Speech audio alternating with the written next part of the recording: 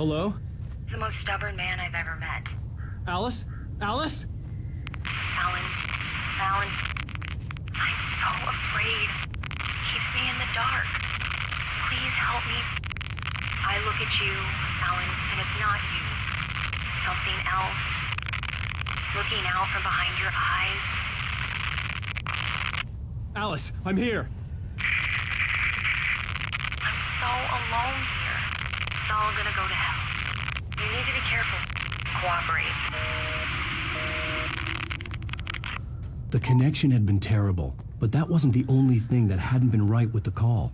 She sounded wrong somehow, but she had called me.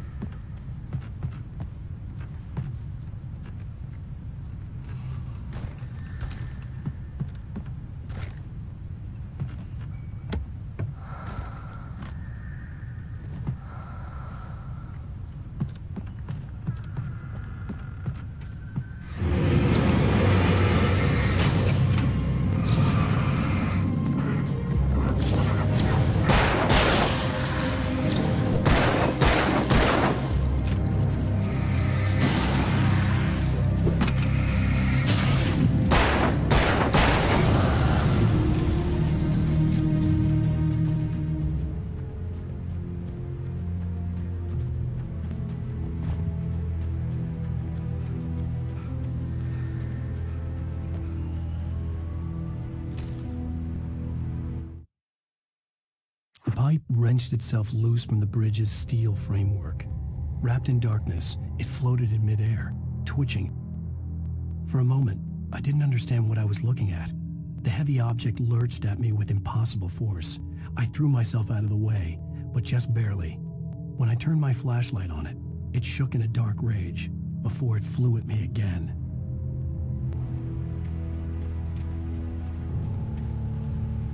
I could see a railway bridge up ahead and a warehouse of some sort on the opposite shore. I hoped I could find a car from there.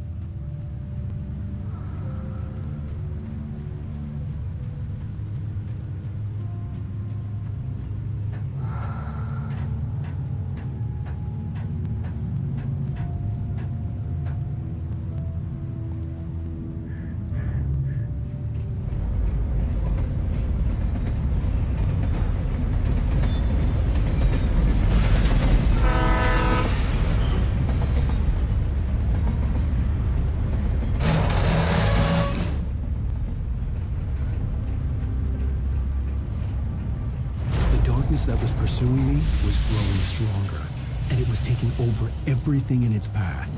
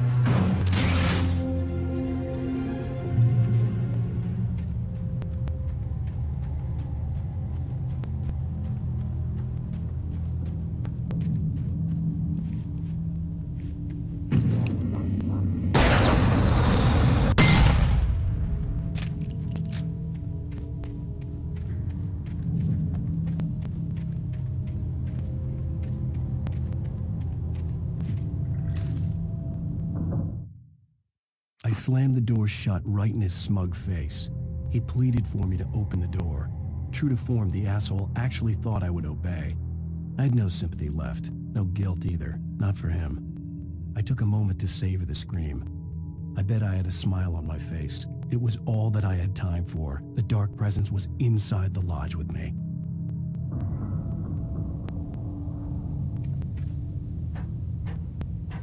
As a teenager, just starting to get interested in writing, Stephen King had been a source of inspiration to me.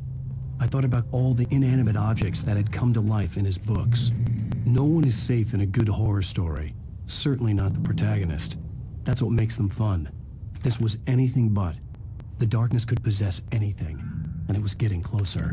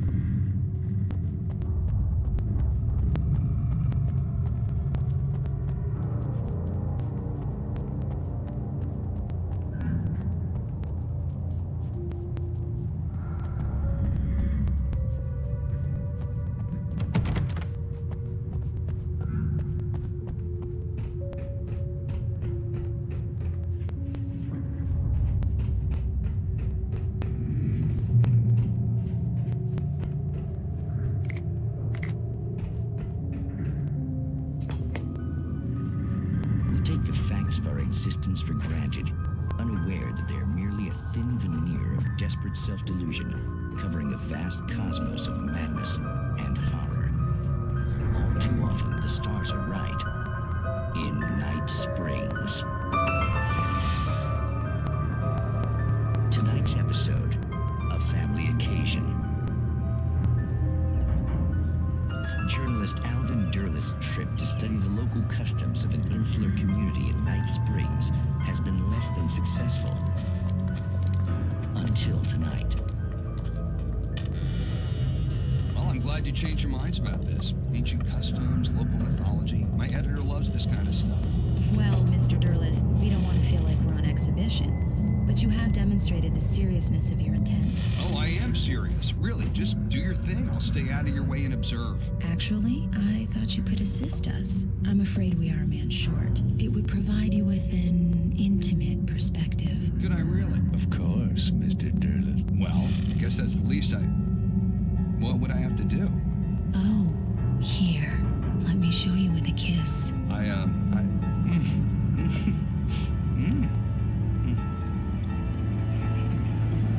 did you...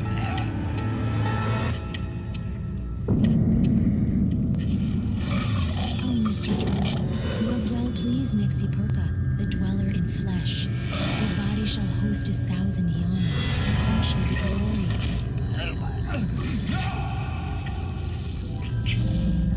Shh, darling, be calm.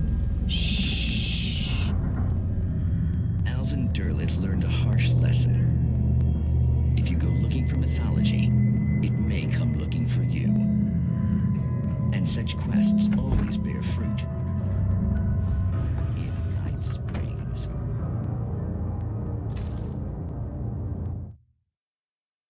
The darkness surged towards me, sucking everything loose from the ground into its depths, tugging at my clothes. I saw the flare the kidnapper had dropped and threw myself towards it just as I felt my feet leave the ground. The darkness embraced me with the force of a tornado. Somehow I managed to light the flare. The darkness roared and cast me away. I fell toward the dark waters of the lake far below.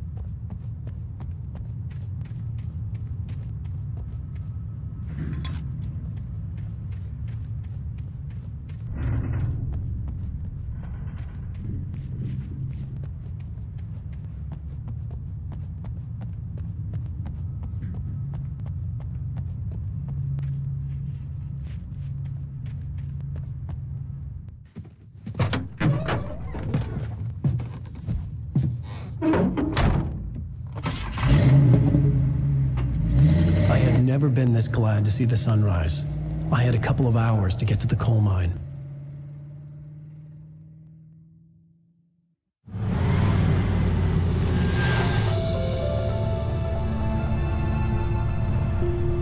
The coal mine wasn't far now.